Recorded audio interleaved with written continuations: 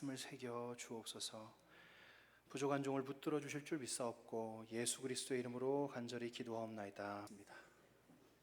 여러분들이 정신을 똑바로 차리시고 저를 잘 따라와 주시기를 바랍니다. 주님이 가르치신 기도는 마태복음과 다른 한편의 성경에 또 기록이 되어 있습니다. 혹시 어디 기록되어 있는지 아십니까? 마태복음과 누가복음에 기록이 되어 있습니다.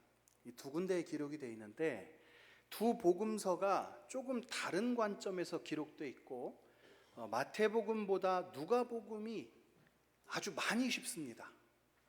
이유는 누가복음은 하나님께 필요를 간구하는 그냥 기도 그 자체에 초점이 맞춰져 있어요. 그래서 우리가 간구하는 그냥 그것 그대로 되어져 있고, 반면에 마태복음은 외식적인 기도를 경계하는 데 좀 더 집중하고 있어요. 그러니까 잘못된 기도가 뭔지를 가르쳐 주시는 거죠.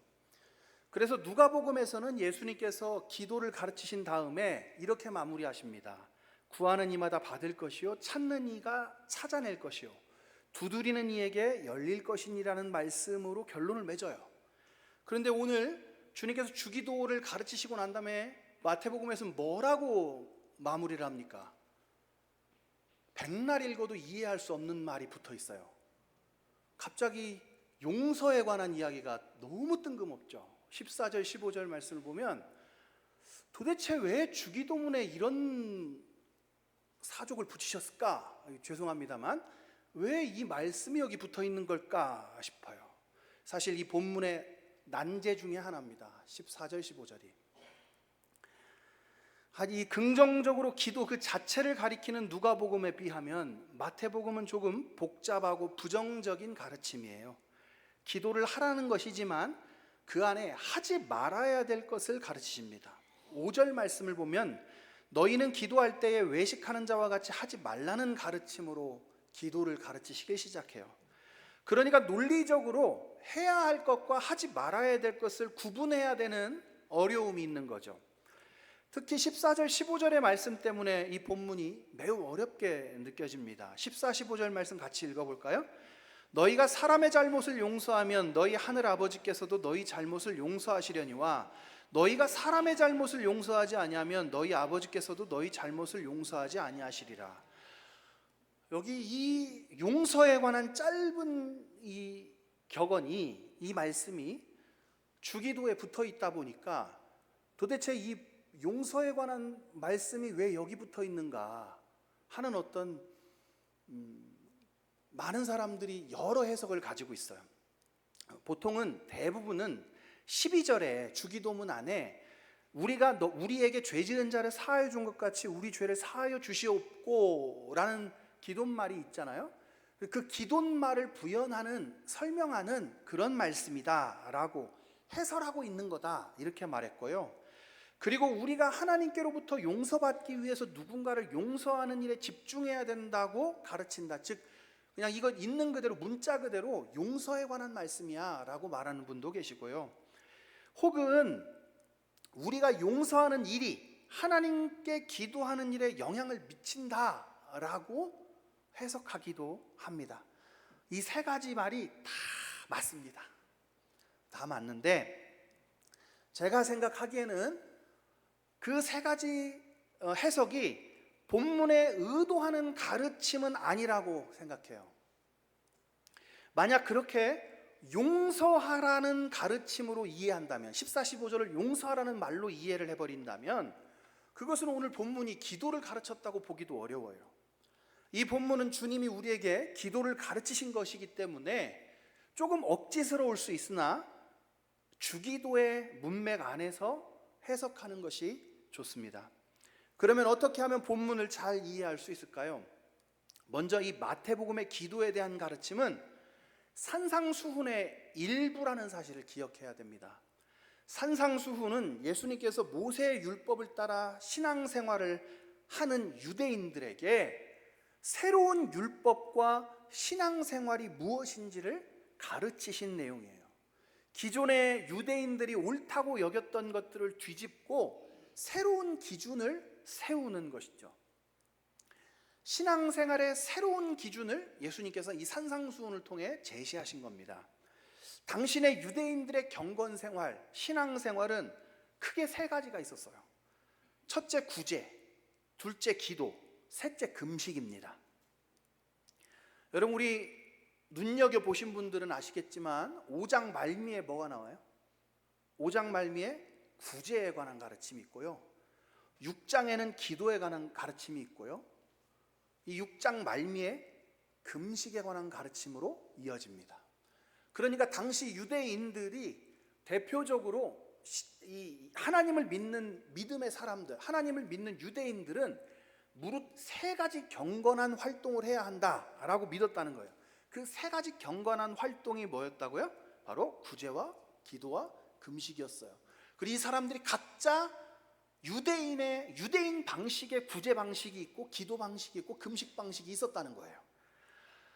그래서 예수님께서 이 오늘 마태복음에 있는 주기도문은 오늘 이 본문 안에 담겨져 있어요.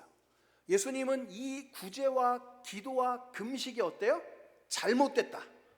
유대인의 구제와 유대인의 기도와 유대인의 금식은 잘못되어 있다. 그러니 고쳐야 된다라는 의식을 가지고 말씀을 하신 거예요. 그러니까 부정적인 접근을 하는 거죠. 이렇게 하는 것은 참된 구제, 참된 기도, 참된 금식이 아니라는 말씀을 하시는 겁니다. 그러면서 참된 기도란 무엇냐? 바로 이렇게 기도하는 거야 하고 주기도를 가르치셨다는 뜻이에요.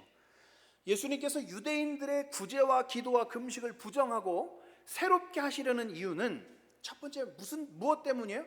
오늘 이 본문을 다 여러분이 벌써 여러분 사는 날 동안에 평생 100번도 더 읽었을지도 몰라요.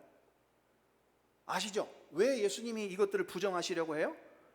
세계 공통적으로 금식이나 기도나 구제나 공통적으로 외식하는 습관을 가지고 하는 것을 지적하십니다.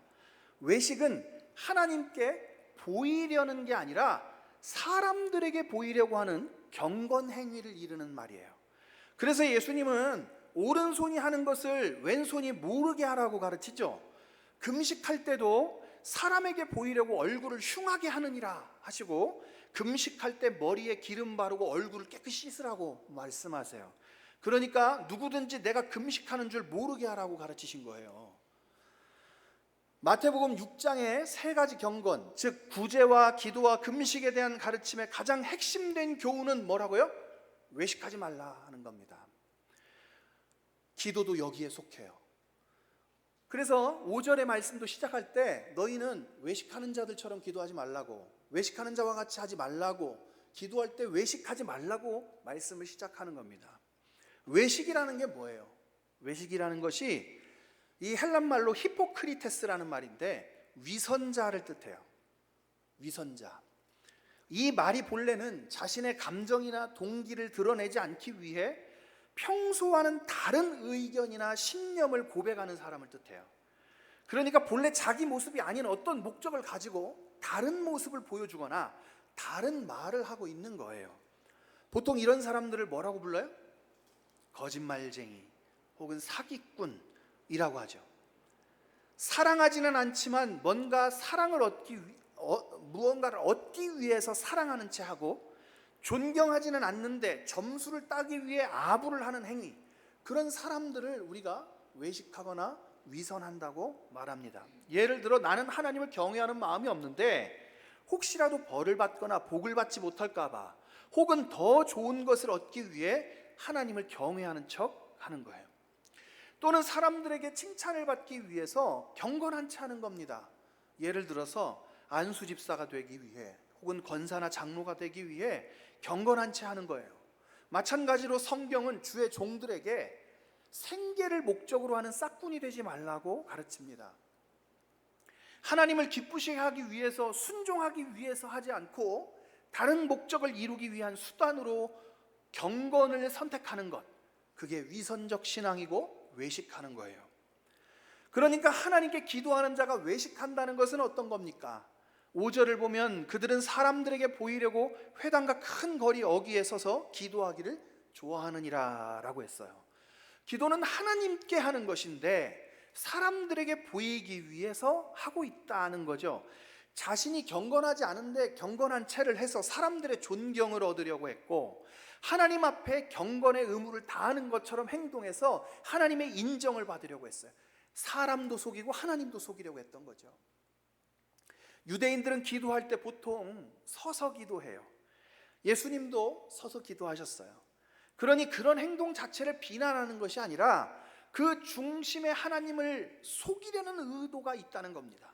그 중심에 하나님을 속이려는 마음 중심을 하나님과 맞추지 않고 사람들의 시선에 맞추고 있다는 지적입니다. 누가 나를 이용하기 위해서 다가와서 달콤한 말로 나를 위로하고 격려하면 여러분, 그보다 기분 나쁜 일이 어디 있겠어요? 위선적인 사람을 겪어보셨습니까? 여러분, 처음엔 잘 몰라도 사람은 다 진심은 통하게 되어 있고 거짓은 드러나기 마련이에요. 여러분, 그것이 발각되었을 때 여러분의 심정은 어떠겠어요? 기도가 이렇게 위선적인 관계로 흐를 수 있다는 겁니다. 예수님이 지적을 보면 기도가 뭔지 알 수 있어요. 기도는 사람을 상대하는 게 아닙니다. 하나님을 상대하고 하나님을 마주 대하는 거예요. 여기 앞에 나와서 대표 기도를 한다고 해도 기도는 하나님 앞에 하는 겁니다. 골방에 들어가 문을 닫고 은밀히 기도하라는 이 말씀을 보면 더 확실해져요. 은밀하다는 말이 헬란 말로 숨긴다는 뜻이에요. 문을 닫고 하라고 하십니다. 이 말은 사람들 있는 데서 기도하지 말라는 말씀이 아니고, 대표 기도하지 말라는 말은 더더욱 아니에요. 내 기도하는 소리가 다른 이에게 들릴 수 없는 골방에서만 기도하라는 뜻도 아니에요. 기도가 무엇을 전제하는 행위냐 하는 겁니다. 여러분, 부부의 은밀한 사랑을 공개적으로 하는 사람 있어요? 공개적으로 사랑을 하는 사람이 있느냐고요. 저 침상 깊은 곳에서 이루어져야 될 은밀하고 깊은 거룩한 사랑이 공개적으로 이루어지진 않아요. 깊은 관계는 두 사람만 아는 것이고 그것을 전제하는 거예요. 은밀하게 하라는 것은 그만큼 친밀하게, 그만큼 깊이 있게, 진실되게, 거짓 없이 하라는 뜻이에요. 우리의 기도가 하나님과의 사이에서 지극히 친밀한 것이어야만 한다는 겁니다. 사람들이 보는 곳에서 함께 기도할 때에도 단 둘이만 있는 것처럼 솔직하고 진실되게 해야만 한다라는 겁니다. 자신을 감추고 하나님의 환심을 사서 하나님께 기도의 응답을 받아내려는 마음을 버리고 속 깊은 대화를 나누듯 마음 깊은 곳에 있는 본심을 꺼내어 보여드리고 하나님의 본심이 무엇인지 확인하는 시간이 기도 시간이어야 한다는 겁니다. 그러면 이제 이 본문의 난제인 14, 15절의 말씀을 한번 다시 읽어보죠. 왜 이 14, 15절이 여기 붙어 있는 걸까요? 너희가 사람의 사람의 잘못을 용서하면 너희 하늘 아버지께서도 너희 잘못을 용서하시려니와 너희가 사람의 잘못을 용서하지 아니하면 너희 아버지께서도 너희 잘못을 용서하지 아니하시리라. 마태는 이 말씀, 곧 용서에 대한 가르침을 왜 주기도의 가르침에 붙여두었을까요? 이 말씀이 없는 것이 주기도를 더 잘 이해하게 하지 않을까요? 결론만 말하자면 그렇지 않습니다. 이 용서에 관한 짧은 말씀은 사실 기도에 대한 가르침을 더욱 힘있게 만드는 문장입니다. 어째서 이 용서에 관한 말씀이 우리의 기도를 더욱 힘있게 하는 것일까요? 이 말씀은 12절에 하나님께 이웃을 용서하였으니 나를 용서해달라고 용서를 빌고서는 실제로는 이웃을 용서하지 않는 것을 지적하고 있어요. 그죠? 용서한다고 기도를 했단 말이에요. 주기도 보면 기도해요. 그러고는 실제로는 용서를 하지 않은 거예요. 핵심은 이거죠. 거짓으로 용서하면 어때요? 너도 용서받을 수가 없다 하는 거예요. 여러분, 이 용서에 관한 짧은 두 구절의 말씀에서 우리가 알 수 있는 것, 하나님은 어때요? 어때요? 하나님은 어떤 분이에요? 속지 않는다. 하나님은 어때요? 속지 않는다는 거예요. 너희들의 거짓 용서에 속지 않는다. 여러분, 앞에 외식하는 자들이 하고 있던 구제 어때요? 하나님은 오른손이 하는 일을 왼손이 모르게 해도 알아요. 하지만 드러내놓고 혹은 외식적으로 해도 하나님은 그것을 인정하지 않자. 속지 않아요. 하나님은 만홀히 여김을 받지 않는다 그랬어요. 너희들의 거짓된 경건 행위에 속지 않는다 이 말이에요. 그리고 주기도의 핵심은 무엇이었어요? 살펴본 것처럼 어때요? 위선적으로 기도하지 말고 진실되게 기도하라는 거예요. 이제 이해가 좀 되십니까? 용서와 기도라는 다른 내용이죠. 다른 내용이지만 결국은 결론은 하나예요. 뭐예요? 하나님은 너의 거짓된 용서에 속지 않으시고, 하나님은 너의 거짓된 기도에, 너의 위선적 기도에 어때요? 속지 않는다 이 말이에요.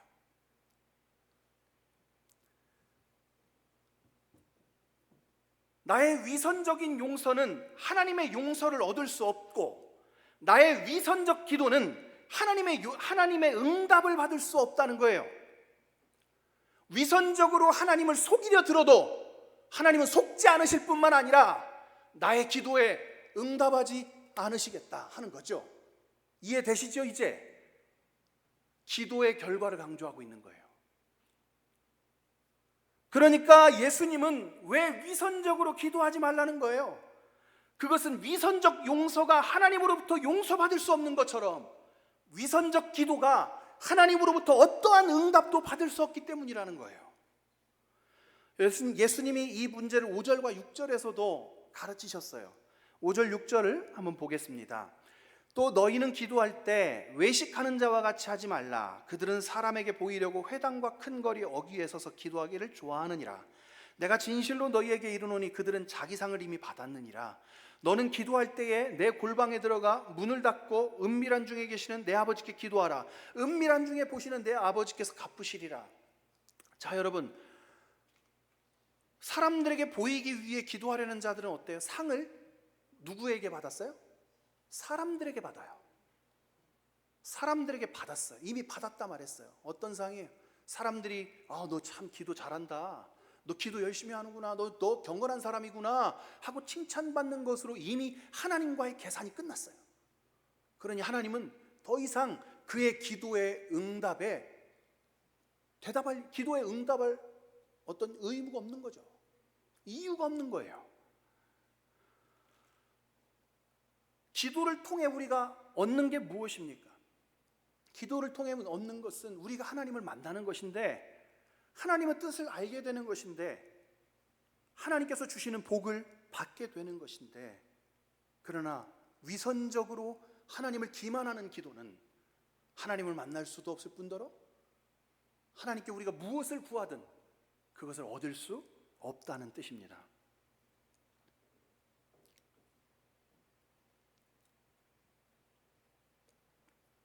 한편으로 이 말씀은 우리에게 하나님께서 우리의 기도가 어떻게 보면 저는 기도, 제대로 된 기도가 아닐지도 몰라요. 형편없이 드리고 아이들같이 해도 무엇을 구하는지 진심이 통하시기 때문에 아신다는 뜻이기도 해요. 오늘 본문에 예수님께서 위선적 기도의 특징으로 강조하신 또 다른 현상이 하나 있죠. 그게 뭘까요? 중언부언하는 기도입니다. 기도할 때는 이방인과 같이 중언부언하지 말라. 그들은 말을 많이 하여야 들으실 줄을 생각하느니라 하고 하셨습니다. 중언부언하지 말라는 말이 무슨 뜻인가요? 이 말은 동일한 말을 의미 없이 되풀이하는 것을 뜻해요. 그냥 문자적으로 말하면 개골개골개골 한다는 뜻입니다. 당시에 이방인들이 기도할 때 예수님이 여기서 이제 대비하거든요. 유대인들의 기도가 이방인의 기도를 닮았다라고 말하는 거예요. 하나님 백성의 기도답지 않고 유대인의 기도가 아니라 이방인의 기도 같다는 거예요. 하나님을 모르는 자의 기도들답다는 거예요. 어떻게? 당시에 이방인들이 기도할 때 자기 신들의 이름을 반복해서 부르거나 주문을 외우듯이 그렇게 반복했다 그래요. 열왕기상 18장 26절에 보면 엘리야가 바알의 선지자들과 싸울 때 아침부터 낮까지 바알의 이름을 부르면서 바알이여 우리에게 응답하소서라고 했어요. 에베소에서 바울을 쫓아내려고 대적하던 이들은 에베소 극장에서 2시간이나 크다 에베소 사람의 아데미어라고 외쳤습니다. 예수님은 말을 많이 하여 들으실 줄로 생각한다 했어요. 즉 의미 없는 말, 자기 자신에게도 하나님에게도 아무 의미 없는 말을 반복해서 시간을 채우는 기도를 말하는 거예요. 여러분 깜지 써본 적 있습니까? 깜지? 제가 영어 단어 외운다고 얼마나 많은 깜지를 썼는지 모릅니다. 그런데 수십 장을 깜지를 쓰며 수십 장을 쓰며 글씨가 사라지고 종이가 먹지가 되었을 때, 그때쯤 되면 나타나는 현상이 있어요. 내가 무슨 단어를 쓰고 있는지를 잊습니다. 그냥 기계적으로 반복해서 쓰고 있는 거예요. 단어를 외우기 위해서 쓰고 있는 것인지 아니면 이것을 먹지로 만들기 위해 쓰고 있는 것인지 모르게 돼요. 반성문을 쓰는데 진짜 반성할 마음이 없으면 반성문이 안 써집니다. 했던 말 또 하고 또 하고 또 하고 합니다. 그게 중언부언이에요. 마음을 나누지 않고 몇 시간을 붙어 기도하고 있은들 그것이 기도가 아니고 그것이 사랑이 아닌 거예요. 제가 언젠가 이런 예화를 한번 든 적이 있어요. 제가 치킨집에서 야구를 본다고 아내가 울었다고 말했잖아요. 그것은 바보 같은 짓입니다. 마찬가지로 기도를 아무리 길게 해도 하나님께 마음을 쏟아놓지 않는 기도는 바보 같은 기도예요. 예수님은 중언부언으로 구하지 말아야 될 이유에 대해서 구하기 전에 너희에게 있어야 될 것을 하나님 너희 아버지께서 아신다라고 말씀했어요. 이 말씀은 아시니 구하지 말라는 말이 아니라, 또는 아시니 짧고 간단하게 기도하라는 말도 아니에요. 기도하면서 주님이라는 말밖에 찾기 어려울 때도 있어요. 우리 입에 다른 말이 안 나오고 주여, 주님, 아니 아무 말도 나오지 않을 때도 있죠. 말도 안 나오고 눈물만 흘리기도 합니다. 길고 화려하지 않아도 진심이 담긴 진짜 기도예요. 그것이. 기도는 무엇을 어떻게 구하느냐 하는 것보다 더 중요한 것은 무슨 말로 간구하고 있느냐 하는 것이 아니라 기도하는 사람의 마음이라는 사실을 가르치고 있는 거예요. 내 필요를 채울 것이 그분에게 있다는 것, 그분이 아신다는 사실, 그 사실을 믿음으로 하나님께 아뢰라는 거예요. 그리고 그분이 나에게 그것을 채우기를 원한다는 사실을 믿음으로 간구하라는 것이죠. 어떤 마음으로 기도하느냐, 진실된 마음으로 기도하고 있느냐, 그것이 중요하다는 뜻이에요. 진실되지 않은 기도는 아무리 많은 내용을 구하고 아무리 긴 시간을 간구하여도 위선의 깊이만 더해질 뿐이에요. 주님은 이 땅에 오셔서 우리를 위해서 죽으셨을 뿐만 아니라 우리의 기도를 새롭게 하셨습니다. 하나님과 우리 사이에 막힌 담을 허물어 주셨어요. 하나님과 우리 사이에 가로막는 것은 다른 어떤 것도 아니라 우리의 위선만 있을 뿐이에요. 사랑하는 성도 여러분, 자신의 기도를 자랑하지 마십시오. 오래된 이야기입니다만 부흥사들이 자기 명함에다가 40일 금식을 몇 번 했는지 적고 다녔죠. 내가 기도를 얼마나 많이 했고, 내가 얼마나 방언을 잘하고, 내가 얼마나 하나님과 깊이 있게 소통하는지를 떠듭니다. 그걸 입 밖으로 내는 순간부터 위선인 거예요. 또한 거짓말로 너를 위해 기도하고 있다고 하는 경우가 있어요. 당신을 위해서 기도하고 있다는 말이 무슨 인사말처럼 사용되고 가볍게 여겨져서는 안 돼요. 여러분, 그것 함부로 하는 일 아니에요. 누군가를 만나서 내가 당신을 위해서 기도하고 있습니다. 기도하고 있지 않는데도 기도하고 있다고 거짓말하고, 여러분, 그것이 결국에는 어떤 거예요?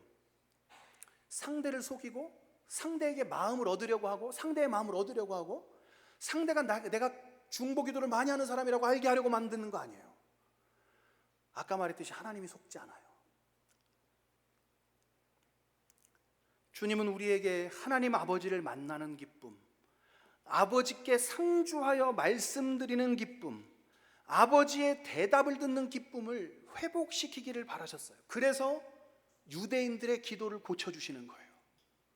그래서 유대인들의 기도를 지적하시고 그들의 뼛속 깊은 외식을, 위선을, 그 가면을 벗어 던지라는 거예요. 그래야 기도하는 기쁨이 회복될 것이기 때문입니다. 우리의 화목제물이 되셔서 하나님과 친밀한 교제를 회복시켜 주셨어요. 그런데 여전히 위선에 사로잡혀 기도를 망치고 있다면 여러분 얼마나 비참한 일입니까? 사랑하는 여러분, 하나님께서 우리의 기도를 고치시기를 바랍니다. 주님께서 제자들에게 기도를 가르치셨고 성령께서는 기도를 돕는 분이며 우리 안에 탄식함으로 기도하는 분입니다. 우리 주님께서 하나님 아버지께 진실되고 사랑스러운 기도자였던 것처럼, 기도하는 기쁨을 아는 기도자였던 것처럼, 그래서 아무리 어렵고 힘든 일정 중에도 기도를 쉬지 않으셨던 것처럼, 그 기도로 힘을 얻고 하늘 아버지의 뜻을 행하셨던 것처럼 우리도 진실되고 사랑스러운 기도자, 기도의 기쁨을 아는 기도자들이 되기를 축원합니다.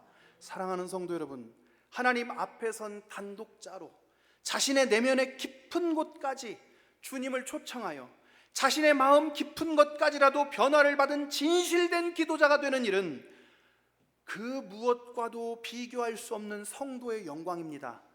우리가 구하기 전에 우리에게 있어야 될 것을 아시는 하나님 아버지께 위선적으로 다가가 선물을 얻으려 하지 않아도 돼요. 그런 위선적 행동을 할 필요가 없어요. 위선적으로 기도해도 얻지 못할 뿐만 아니라 그럴 필요가 없어요. 기도의 시간은 말을 보여주는 시간이 아니라 마음을 보여주는 시간입니다. 나의 간절함, 나의 고민, 나의 아픔, 그럼에도 하나님에 대한 나의 사랑과 감사와 기쁨과 믿음을 드러내는 시간임을 믿으시기 바랍니다. 우리 모두에게 이와 같은 기도의 시간이 회복되기를 축원합니다. 내일부터 우리가 세일의 새벽 기도회를 하죠. 우리 이 세일의 새벽 기도회를 통하여서 우리의 기도가 고쳐지고 회복되어지기를 간절히 축원합니다. 우리 함께 기도하겠습니다.